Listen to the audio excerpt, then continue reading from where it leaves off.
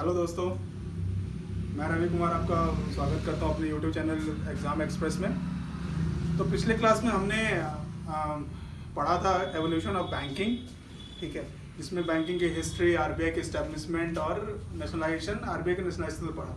तो उसी वीडियो को आगे बढ़ाते हुए आज इस सेशन में हम लोग डिस्कस करेंगे, हम लोग पढ़ाई करेंगे, चर्चा करेंगे आरबीआई के बारे में, ठीक है। आरबीआई जो उसके आगे उसका स्ट्रक्चर, उसका हायरार्की, बोर्ड ऑफ डायरेक्टर्स, इस तरह से। तो ये जो आरबीआई है ये भी 2 या 3 सेशंस में पूरा होगा, क्योंकि बहुत लंबा है। इसको पार्ट बाय पार्ट हम लोग पढ़ाई करेंगे। तो आज जो स्टार्ट है इसका, आज हम शुरुआत कर रहे हैं बैंकिंग इसमें हम लोग देखेंगे कि उसका फंक्शंस क्या है, उसका स्ट्रक्चर्स क्या है और उसका बोर्ड ऑफ डायरेक्टर्स क्या है। ये 3 चीज़ आज हम लोग इस सेशन में डिस्कस करेंगे।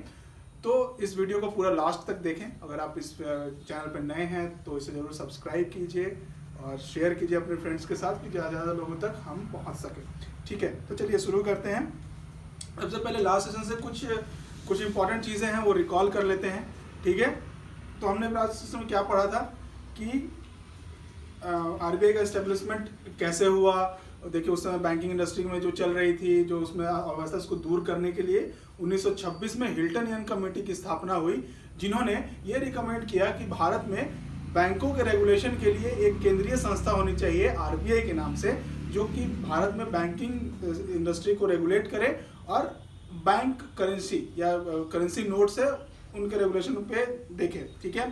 तो 1934 में आरबीआई एक्ट पास हुआ और 1935 में आरबीआई की एस्टेब्लिशमेंट हुई। देखिए इसमें आप लोग सोच रहे हो कि डेट्स नहीं बता रहे सर कि किस डेट को हुआ। डेट इंपॉर्टेंट नहीं है।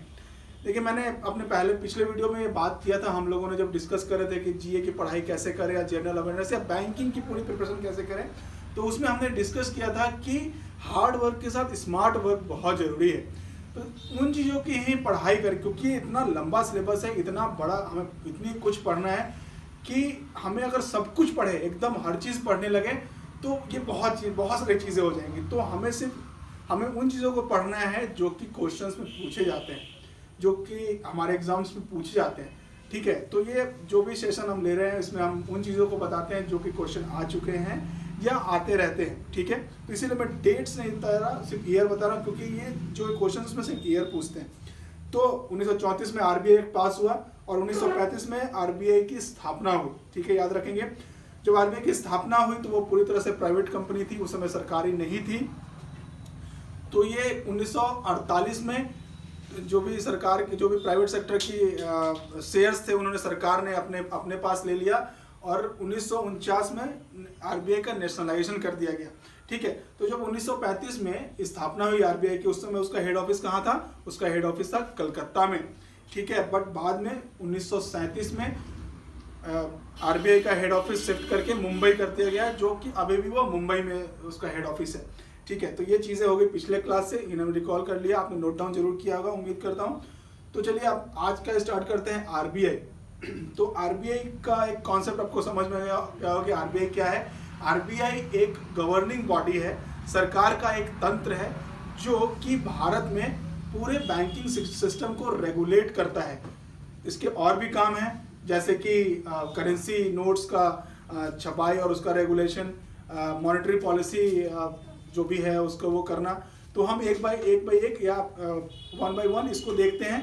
सबसे पहले स्टार्ट करते हैं कि आरबीआई का फंक्शन क्या है, ठीक है, उसका फंक्शन, उसका कार्य प्रणाली क्या है, वो क्या क्या कार्य करते हैं, ठीक है। तो चलिए यहाँ पे मैंने नोट डाउन किया हुआ है, आप भी जरूर नोट्स बनाइए। मैं हर वीडियो में कहता हूँ, आप जो भी हम लोग बात करते हैं लेक्चर में, उसकी छोटी छोटी चीज़ों को नोट कीजिए, आपको बहुत हेल्प करेगा आगे की तैयारी में, ठीक है।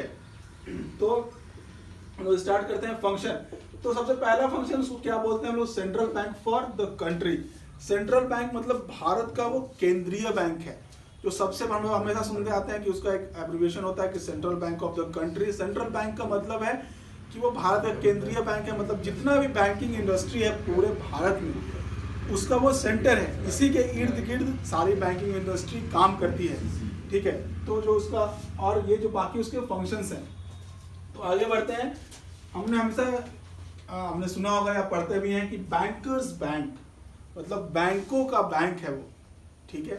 जितने भी भारत में बैंक हैं उनका वो बैंक है, मतलब कि इसका फंक्शन में आता है रेगुलेटरी बॉडी और मॉनेटरी पॉलिसी, ठीक है, इसमें दो फंक्शंस है। बैंकर्स बैंक में आते हैं हम लोग, बात करते हैं रेगुलेटरी बॉडी। रेगुलेटरी बॉडी कैसे है? तो आरबीआई एक्ट 1935 में आरबीआई को यह अधिकार दिया गया है कि वो भारत में जितने भी बैंकिंग इंडस्ट्री है उसको रेगुलेट करें। ठीक है, तो यहाँ पे एक इंपॉर्टेंट हो गया आरबीआई एक्ट 1935। मैंने पिछले क्लास में भी बताया था, आपको याद होगा कि आरबीआई एक्ट 1934 और आरबीआई एक्ट 1935 में कभी भी कंफ्यूज नहीं हो। क्यों? क्योंकि आरबीआई एक्ट 1934 आरबीआई की कार्य प्रणाली को डिफाइन करता है, जबकि आरबीआई एक्ट 1935 आरबीआई को यह अधिकार देता है कि वो भारत में जितने भी बैंकिंग इंडस्ट्री है उसको रेगुलेट करे। ठीक है, कंफ्यूजन दूर हो गया, आपने नोट डाउन भी कर लिया होगा। उसके बाद उसका काम है मॉनेटरी पॉलिसी डिसाइड करना। मॉनेटरी पॉलिसी में भारत में जितनी भी मौद्रिक नीति है उसको डिसाइड आरबीआई करता है। क्वेश्चन आता है कि भारत में मौद्रिक नीति कौन डिसाइड करता है, तो वो आरबीआई करता है। आगे बढ़ते हैं, उसके बाद आता है गवर्नमेंट्स बैंक। अच्छा ठीक है, हम, मेरा बैंक या आपका बैंक, हम जहाँ से अपना लेन देन करते हैं, जहाँ हमारा खाता होता है वो हमारा बैंक है। उसी तरह से सरकार का भी एक बैंक होता है जो कि आरबीआई है। गवर्नमेंट की जितनी भी फाइनेंशियल ट्रांजैक्शंस या उसकी विदेशी नीति या उसको फंड चाहिए होता है वो पूरा कहाँ से करता है, तो आरबीआई करता है उसको। तो चलिए इसी में हम एक छोटा सा पॉइंट है वो लिखते हैं, सेक्शन 21 आरबीआई एक्ट सेक्शन 21। ठीक है, ये बहुत इंपॉर्टेंट है, इसको याद रखिए, इससे क्वेश्चन पूछे जाते हैं। सेक्शन 21 में क्या है? Ways and mean advance. हम लोग एक टर्म पढ़ते होंगे, आप लोगों ने पढ़ा होगा, वेज एंड मीन एडवांस। मतलब कि आरबीआई एक्ट में सेक्शन 21 ये अधिकार देता है कि आरबीआई सरकार को डीड्स के रूप में उसको लोन प्रदान करे जब भी उसको जरूरत पड़ती है। ठीक है, उसके बाद आगे बढ़ते हैं। नेक्स्ट क्या है? Issuance of currency. ठीक है, ये बहुत इंपॉर्टेंट फंक्शन है आरबीआई का। इशुएंस को, जितने भी भारत में नोट छपते हैं या फिर करेंसी का प्रचलन होता है, परिचालन होता है, उसका सारा नियामक कौन करता है? आरबीआई करता है। ठीक है, ये बहुत इंपॉर्टेंट फंक्शन है उसका, इससे बहुत सारे क्वेश्चंस रहते हैं। कुछ इंपॉर्टेंट चीजें हैं वो आप नोट डाउन कर लीजिए। एक आता है आरबीआई एक्ट 1934 में सेक्शन 22। ठीक है, कौन सा है? सेक्शन 22, इसे आप याद रखिए। सेक्शन 22 में क्या है? सेक्शन 22 में है इशुएंस ऑफ करेंसी। ठीक है, रूपी नोट्स छापने का अधिकार आरबीआई एक्ट 1934 में सेक्शन 22 में दिया गया है आरबीआई को सॉरी, कि वो इशुएंस ऑफ करेंसी कर सकती है। ठीक है, चलिए इसी में आगे बढ़ते हुए हम लोग बात करते हैं सेक्शन 24। देखिए ये सेक्शंस याद रखिए, क्योंकि आरबीआई से जब भी आपको क्वेश्चन आएंगे, आरबीआई एक्ट 1934 सेक्शन से बहुत सारे क्वेश्चन हर साल पूछे जाते हैं, हर एग्जाम में पूछे जाते हैं। ठीक है, तो इसको आप लोग जरूर से नोट डाउन कीजिए और इसको रिकॉल कीजिए और याद करते रहिए। तो सेक्शन 24 में आरबीआई एक्ट 1934 के सेक्शन 24 में आरबीआई को ये रिस्ट्रिक्ट किया गया है कि जो बैंक नोट होंगे उसका मैक्सिमम डिनोमिनेशन, मतलब जो उसका मैक्सिमम डिनोमिनेशन वो कितने तक का छाप सकता है। तो आरबीआई को 10,000 तक के नोट छापने का अधिकार है। ठीक है, तो भारत में कितने मैक्सिमम डिनोमिनेशन का नोट छप सकता है? तो 10,000 तक का नोट छप सकता है। ये बहुत इंपॉर्टेंट है, कई बार ये क्वेश्चन पूछा गया है। ठीक है, उसके बाद आता है एक सेक्शन 26 जिसमें आपको अधिकार दिया गया है कि लीगल टेंडर नोट कैरेक्टरिस्टिक क्या रहेगा, उसका इसमें इलोबरेट किया गया। तो 3 सेक्शन हो गए। सेक्शन 22 जिसमें आरबीआई को अधिकार दिया गया है कि वो करेंसी नोट छाप सकता है। सेक्शन 24 जिसमें ये अधिकार दिया गया है कि आरबीआई 10,000 से ज़्यादा का डिनोमिनेशन के नोट नहीं छाप सकता, तो उसका मैक्सिमम लिमिट कितना है? तो 10,000 तक का डिनोमिनेशन के नोट छप सकते हैं। ठीक है, और सेक्शन 26 जिसमें लीगल टेंडर नोट कैरेक्टरिस्टिक्स के बारे में बताया गया है। ठीक है, ये इतनी सारी बातें हो गई। ये था इशुएंस ऑफ करेंसी में, ये कुछ इंपॉर्टेंट टॉपिक पॉइंट्स थे, इसको आप नोट कर लीजिए। उसके बाद आते हैं कि मेंटेनेंस ऑफ फॉरेक्स रिजर्व। तो जो भी भारत में विदेशी मुद्रा का परिचालन होता है, जो भी भारत में विदेशी, वो सारा रेगुलेट करता है कौन? आरबीआई। ये भी एक बहुत इंपॉर्टेंट फंक्शन है। जो भी हमारे यहाँ तो होता है विदेशी मुद्रा का परिचालन, उसका कितना फंड रखना है, कितना विदेशी मुद्रा कोष रखना है, ज़्यादा नहीं रखना, चाहे उससे कम नहीं रखना, उसको मेंटेन करना, ये सारा काम कौन देखती है? आरबीआई देखती है। उसके बाद अगला फंक्शन जो है वो एक बहुत इंपॉर्टेंट टर्म आता है, कई बार इससे क्वेश्चन पूछा गया है एब्रिविएशन में भी, और इसके बारे में पूछा गया किससे संबंधित है, वो है LOLR। ठीक है, चलिए यहाँ पे लिखते हैं LOLR। ये भी एक फंक्शन है। ये क्या है? इसका फुल फॉर्म क्या है? Lender of last resort. ठीक है, लेंडर ऑफ लास्ट रिजॉर्ट मतलब जब सारी चीजें किसी भी बैंक में, ये बैंकों के लिए है, बैंक के टर्म में है कि कोई बैंक अगर घाटे में चली जाती है या उसका फंक्शंस में कोई प्रॉब्लम आता है तो उसकी हेल्प कौन करता है? आरबीआई।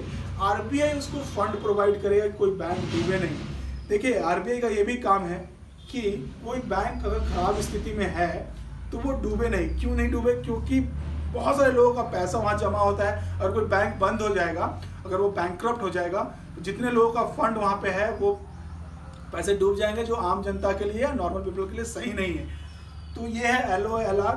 जब भी कोई बैंक संकट में होती है, उसको फंड्स की नीड होती है, तो आरबीआई उसको प्रोवाइड करती है वो फंड्स। ठीक है, ये मान लेते हैं।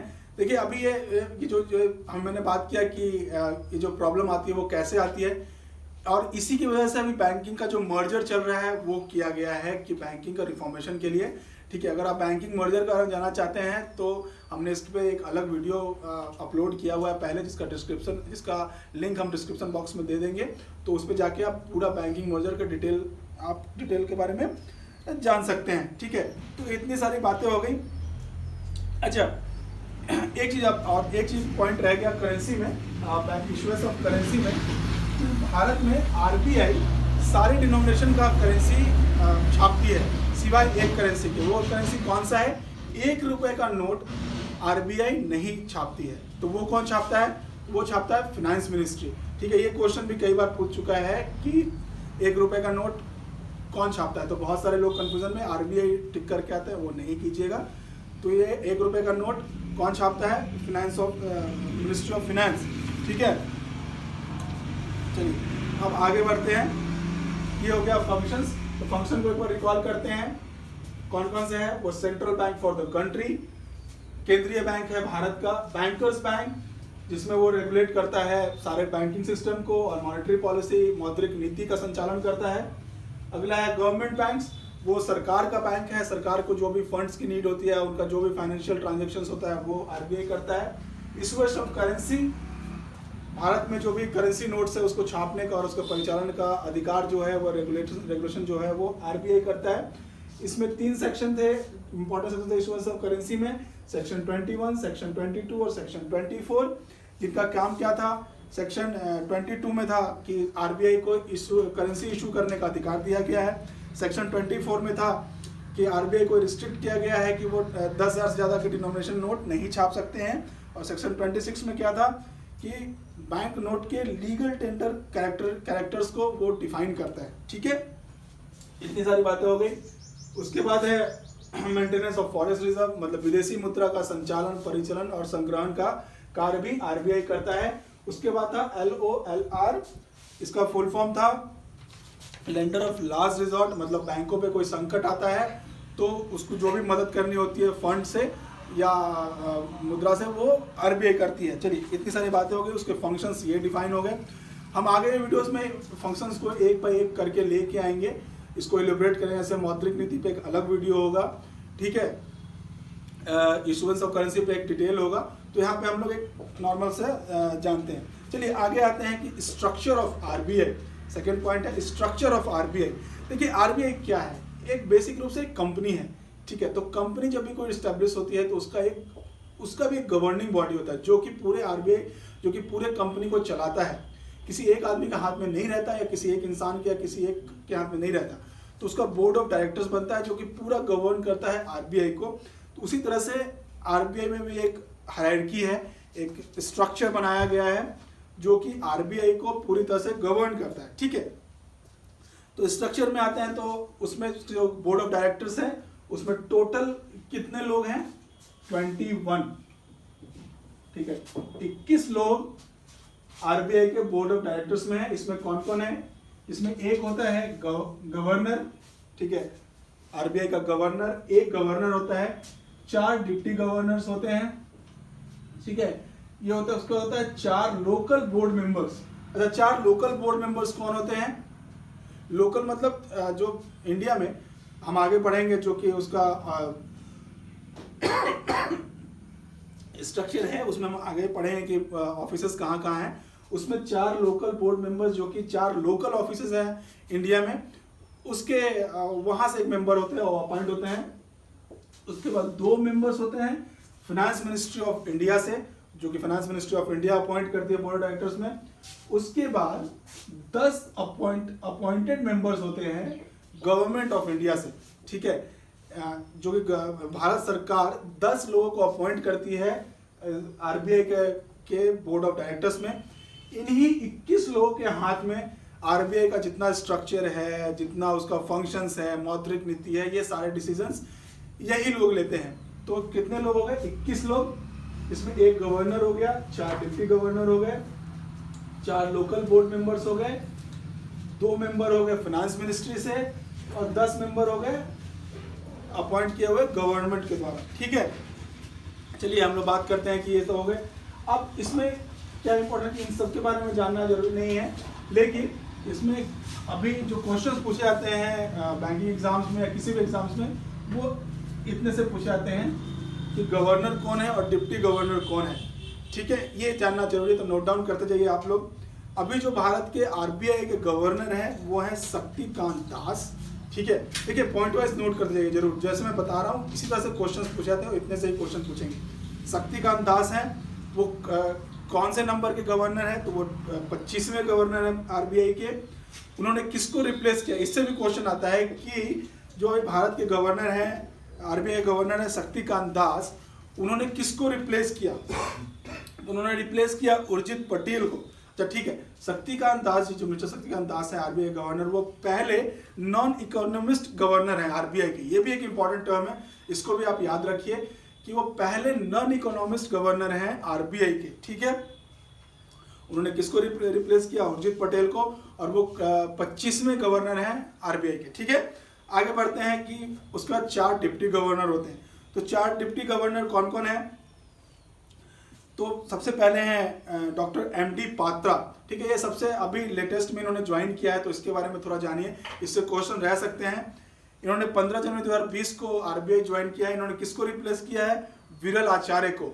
विरल आचार्य जी ने अपना कार्यकाल पूरा होने से पहले ही रिजिग्नेशन दिया था, उसकी वजह से डॉक्टर एमडी पात्रा ने ज्वाइन किया। इन्होंने कब ज्वाइन किया? 15 जनवरी 2020 को। उसके बाद है एमके जैन, ठीक है, उसके बाद वीपी कानूनगो जी, और उसके बाद है एनएस विश्वनाथन, ठीक है। एनएस विश्वनाथन जी के बारे में एक चीज आप और जान लीजिए, इनका कार्यकाल 31 मार्च 2020 को पूरा हो गया था, बट क्योंकि अभी कोरोना वायरस का एपिडेमिक चल रहा है, हमारे यहाँ महामारी फैली हुई है, इसकी वजह से इनको कार्यकाल को एक्सटेंड किया गया है।